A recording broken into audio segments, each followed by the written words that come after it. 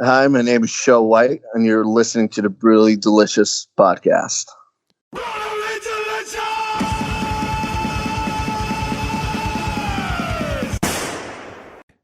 Hey, welcome to the Brutally Delicious podcast.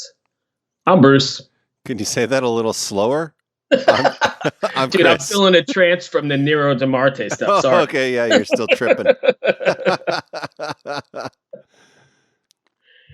Okay, Today, go ahead. who do we have today? Today we've got an interesting guest, Show Whight. Now, I had known nothing about him until I spoke with his publicist, did a little research. I mean, some of this stuff is like incredibly well produced. Mm-hmm. And he's worked with some really big names, as you said earlier. Yeah, I mean, it looks like he's writing with Grammy Award winners, Pretty crazy.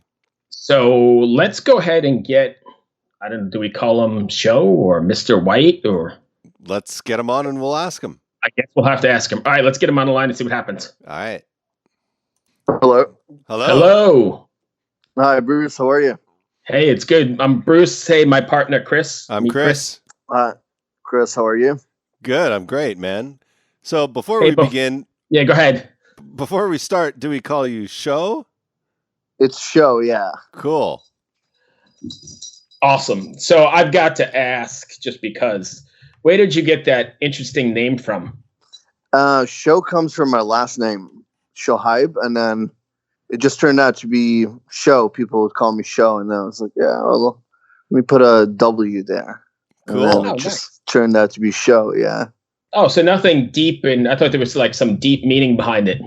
Well, White, the last name, actually, Show White, is more White. I was looking for a simple name, a simple last name, and I was like, well, just go with the color white, and then I spelled it W-H-I-G-H-T because in the English language, W-I-G-H-T means creature, so it was like white creature. Oh, So nice. like, So there is yeah. I was wrong. There is a good meaning behind it. Sweet. So again, we'll get into the questions. Just so you know, that's the first time Bruce has ever admitted he's wrong. Show, that's because I'm usually not wrong, but I don't know if you've listened. I don't know if you've listened to these podcasts, Show, but these things go down the wrong path real quickly. So I hope you're Yeah. okay. Is that you've listened, or you're gonna humor us? I'm prepared. Yeah. Okay. His publicist warned him. These guys are Right. crazy. Well, Chris gets out of line. I have to reel him back in quite often. So Yeah. I'm about to say a word that Bruce loves. Are you ready? Gojira. I'm ready. Gojira. no. Are you a metal fan, Show? I am absolutely a metal fan, of course. So, all right. Remember who's got the controls to the recording of this podcast. Where are you on Gojira? On what? Sorry. On the band Gojira? No, I'm not familiar with them though. See? Oh, Perfect. Thank you. man. That's Oh, beautiful. dude. You don't even need to. That's good. When this podcast is over, if you want to have a life-changing experience, load up a song called Ouroboros. They're a French metal band, and it's like one of the craziest tracks you'll ever hear. In my opinion. Ouroboros. Ouroboros, yeah. Yeah. Or you could just make some coffee and not do that, and look out the birds outside. You'd be just Or we could talk about what you're actually here to talk about, which is your right. music. Or we could get back to Show White. Yeah. Yeah. I know this guy. Yeah. Really? How is he? So- Do you like him? He's all right. So for fans not familiar with Show White, or listeners who are not quite fans yet, can you give us like a 2-sentence boardroom pitch? I'm very, very different when it comes to sound. I love to do a lot of ballads. Yeah, that can give me a soft sound a little bit. But yeah, I love to do hard rock music. Okay. Cool. Yeah, I noticed. I was listening to some of your songs there, and I noticed that while there is that real ballad quality to it, they definitely get heavier and build. Especially with songs like "Down the Aisle" and "Old and Gray." Old and Gray is a little bit different too. You got some interesting beats going on. Yeah, Old and Gray was a little bit. It was just starting out with the whole recording thing. It was 2015, and then it went down an interesting path, and everything coming out now is all going to be, it's all hard rock. It's all full of guitar solos. It's all heavy. Has this AC/DC kind of sound to it, you know. Okay. Is it more up tempo? It's more up tempo, yeah. It's all very hard rock, fast hard rock, and I believe we have a track comes out in February. Okay. Oh, cool. So not too long from now. So are you taking that new model or the music industry model where you're releasing singles, or are you going to put a whole record together and do that? Actually singles, yeah. Yeah, that seems to be what everybody's doing lately. Yeah. Even the biggest bands aren't releasing albums anymore. Just single here, single there, you know? I personally like it better. I kind of come from the time when the shift from album sales to streaming happened. I know Bruce comes from way before that. So yeah, I don't like it better. You don't? No, I like the whole album experience, buying the record, sitting there, reading the liner notes and listening to it the way the artist, sequenced it, because that was important back in the day. It is, absolutely. I mean, it's a form. An album is an art. An album is a story, that you get to tell from start to finish. And reason a lot of up and coming artists are doing singles are they're trying to, well, how about this song? Do you like this song? And you get right. You might get discovered with it, and you might get discovered with another one. And then once you establish this following, then you give them like a little bit of a taste of a whole story from start to finish, a hardcore album. Also, I think that people have very, very short attention spans these days. That's very true. Everything has to be like 2 minutes or less, or they're moving on to the next thing. I'm sorry, what were we talking about? No, I'm just kidding. Well, yeah, I kind of we talked to I had this conversation before. It's funny because actually my latest single is like 5 minutes plus long. Oh wow. But I believe it was just it was a ballad. It needed to be that way. It needed to be a story. So it wasn't planned. I have the new song coming out. It's 2 minutes and 15 seconds, just because it just needed to be that way. Right. When do we get to hear this new song? I believe it's getting mixed right now, so it's almost done, and then we're going to master it with Sony Studios here in LA. Oh wow! And yeah, it's pretty cool. It's called Elf Rock. Elf Rock. Elf Rock, yeah. Like ELF or ALF? ELF, like elf. Oh, cool. Nice. So, Show Whight, is that? I mean, obviously that's you, but do you have a dedicated band, or do you? No, I'm a solo artist, but I have the people that record with me are the same people who play live with me, or a bunch of others. We're all a bunch of really cool friends that work together, and especially my producer Ian Charlie, who produced Down the Aisle, and he kind of goes about of getting all the musicians for the studio recording for the live shows and all that. Right. So that brings me to the question then, are you doing all the writing? I am doing all the writing, wow. All the songwriting, melodies, and lyrics, yep. Do you have any professional training at all? Really self-taught, but I studied opera when I was young. So vocally that was classically trained. Oh, when it comes to my singing, yeah. That's such a huge help to have classical vocal training, in my opinion. That's very true, yeah. Interesting. How did you end up studying opera? How was it? How did you end up doing that as a kid? So I ended up, my parents were originally Egyptian, and I grew up in Los Angeles. And once they got a divorce at a very, when I was like around 11. Yeah. And my mom, she was like, well, okay, well, you're going to come with me there. And once I went there, I got picked up in a choir in school. And I was like, yeah, I kind of dig that. I really like that. So I just decided to go to the Cairo Opera House there. And I met the scariest woman you can ever meet if she screams at you. And she will make you hit that note, trust me. And it was incredible meeting her. At the same time, it was very frightening, but it helped a lot down the line. Yeah. Hey, So is it true that it snowed in Los Angeles? Does it snow in Los Angeles? No. Did it snow? I Huh. was seeing news reports that it snowed in LA a few weeks ago or whatever. Not really. It snows up if you go like towards Mammoth or like Big Bear. Okay. Big Bear. Mostly they have like a little bit of artificial snow as well. But Mammoth for sure does snow up there. It's kind of where all the LA people go snowboarding or skiing. gotcha. Oh, I was just curious because I was seeing on the news that it snowed in LA, and I was like, "What the hell? How does that even happen?" Why don't you stop watching fake news and pay attention to the podcast? That would be helpful here, Chris. I was like, wait a second, was I sleeping? Or? I told you, no, he's off in left field No, somewhere. it actually did snow, but not right in LA. I own a software company as well, and the guy that I work with, he lives he kind of closer to the mountains. He says, I don't know anything about LA, and he said that they got a little snow there, but not. It didn't last. It was just like kind of in the air. That's meteorologist Chris Seegers for you. Yeah. Welcome to the Brutally Delicious Weather Podcast. Yeah. What are we going to talk about today? Weather. So, Show, when people listen to your records, is there something you want them to walk away from or take away from after listening to them?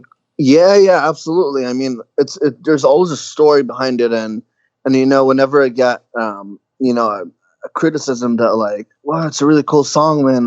Don't you think it's long, whatever? And I'm always there's truly a meaning behind it, and there's a guitar solo that I want you to listen to, and but like Down the Aisle, my latest single it's actually a wedding song. Ironically, I never want to get married actually, or have anything to do with that. But I had a friend of mine who told me, would it be cool to write like a rock and roll wedding song that everybody would play at their wedding? That might be a hit. And I was like, oh, you got a point there. I really like that. And then that's how we went about it, but nothing that I was like emotionally trying to get married or in love or anything like that. You're like, I just want to make some money from that. You know where the money is? Yeah. People getting married. Let's write a wedding rock song. Let's write a wedding song. Hey, I think it worked out okay for Shania Twain, right? Like, right. My God.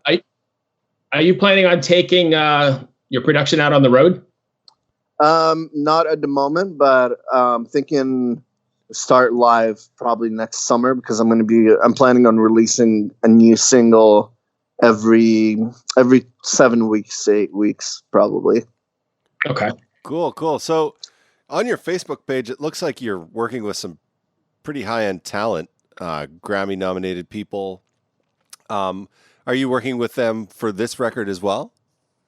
No, this record, actually, I'm working with a lot of more on hands, like interesting people where I actually got to be with them in the studio. So we're working at Sony Studios in LA in Culver City. Yeah. Which is called the Bakery. The Bakery is where they master everything from vinyl to recordings, to everything you can think of, and this time I got to go to the studio and see everything getting mastered and go in the vinyl room. So it's so much fun, and you get to see all these Grammy Awards on the side. And so yes, it's pretty cool. And then I get to mix with this guy. He's super, super cool. He mixes for all the movies in Hollywood and stuff like that. Yeah. And also got to play with a drummer who does stuff for movies as well, for Hollywood. So it's really cool meeting all these like underground people who still yet do really professional work, Yeah, no, it's working on film is such a different way of working compared to working like for like an album, Yeah, totally. And film people tend to be quite efficient at their job. They are perfectionists. Yeah, I'll tell you that. Yeah, which I like a lot. Yeah, absolutely. When you do plan the show, you seem very theatrical? Is it going to be like a theatrical sort of thing, or? Yeah, I'm a huge fan of, and I'll tell you why I'm a huge fan of Ozzy Osbourne for a reason, actually, is because I love, he can still do that. He can still give you that ballad song like Here For You or most of his stuff, and yet he can still give you another really, really heavy hard rock song, and that's really why I'm a huge fan of him, because it's kind of direction where I want to go, Mm-hmm. I want to be able to write a love song that's for everybody, and I want to be able to write a really hard rock song that's not for everybody, it's for heavy metal fans, Right. Ozzy is one of those guys that's really crossed, genre. I don't know if genre is the right word, but he's crossed like he goes from like Bark at the Moon and Crazy Train to like No More Tears, which is like No More Tears. Yep. A blend of whatever. And I know Bruce is a big fan of Ozzy. Hell yeah. Hell yeah. What's your favorite record from Ozzy? Diary of a Madman, without a doubt. I knew you were going to say that one. The first time I heard Ozzy, I was like maybe like 7 or 6, and I heard Bark at the Moon, and like I just never heard a song like that in my life before. Yeah, blew my mind. And of course, then of course you find out about Black Sabbath and all that stuff later. But right. It's really cool. I like Black Rain. Yes, that's a good album too. I agree. But for me, like I remember being a kid, I was in high school or something like 9th grade, and there was this little tiny independent record store across the street. And I walked across the street one day and freaking Diary of a Madman was on the shelf on vinyl, and I had never heard of it before. And I'm like, I was just intrigued by the cover and bought it. And, the first few notes of Over the Mountain, shit, I was sucked right in. Craziest thing, and yeah. That was it. That's awesome. Been a metalhead ever since. So I don't know, Chris, you got anything else before I get to my favorite part? I don't know, but let's get to your favorite part. Show, I don't know if you've paid attention to the shows, but we have a little section where we ask ridiculous questions. It's called the Furious Five, and we just kind of get your off-the-cuff answers. Awesome. So if you've got a sense of humor and you're ready to play, I am ready. Keep in mind, if the questions suck, Chris wrote them. Fucking guy. All he does is blame me for everything. Well, listen. It's 2020. Aren't we over this bad joke already? No, but Show was in the middle of telling you about like how much emotion he pours into his songs, and you said, "Hey, does it snow in California?"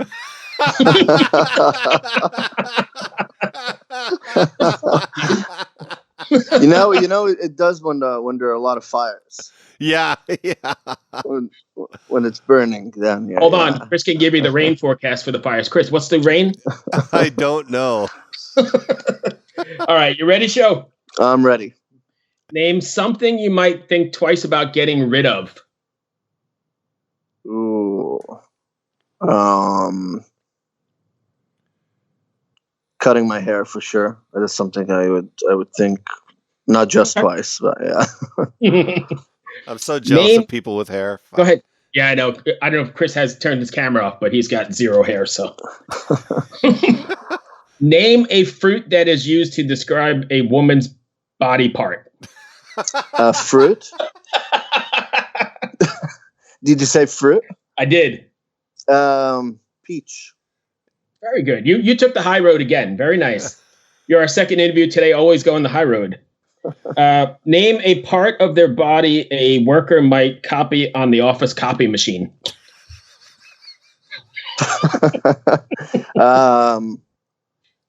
His ass. Beautiful. All right, and let's go a little. Is cereal a soup? Why or why not? Oh, that is interesting. No, it's not. It's not a soup. I don't think it's just. I think it looks like a soup, but it's a little sweeter, with milk to it. Beautiful. It looks like a soup. It acts like a soup. It is a soup. Yeah, I mean, because the last interview we had, they said it couldn't be a soup because it's cold, but you could get don't the Russians have like borscht or something, like cold beet soup?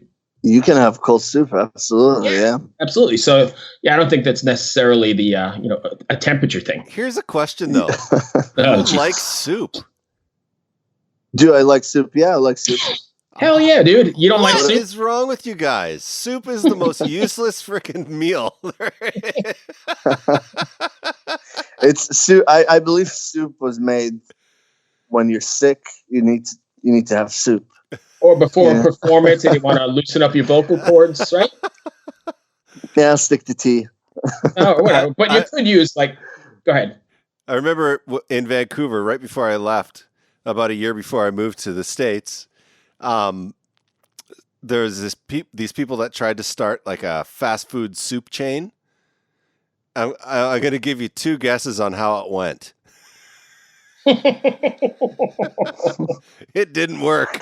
No. All right, wait a second. So hold on. We're going to bring this back to Seinfeld because you always bring it back to Seinfeld. What about the soup Nazi, dude? It worked for him? It's a great episode.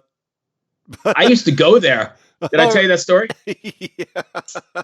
I was in the studio as an intern working for Paul Simon at the Hit Factory, and every day I used to have to go to the soup Nazi and get soup. So that was a real guy. That's a fun fact. You go. Okay. Sorry. All right. So the last of my 5 questions, and it's probably real pertinent, I guess, in the current events. But what are some fun and interesting alternatives to war that countries could settle their differences with?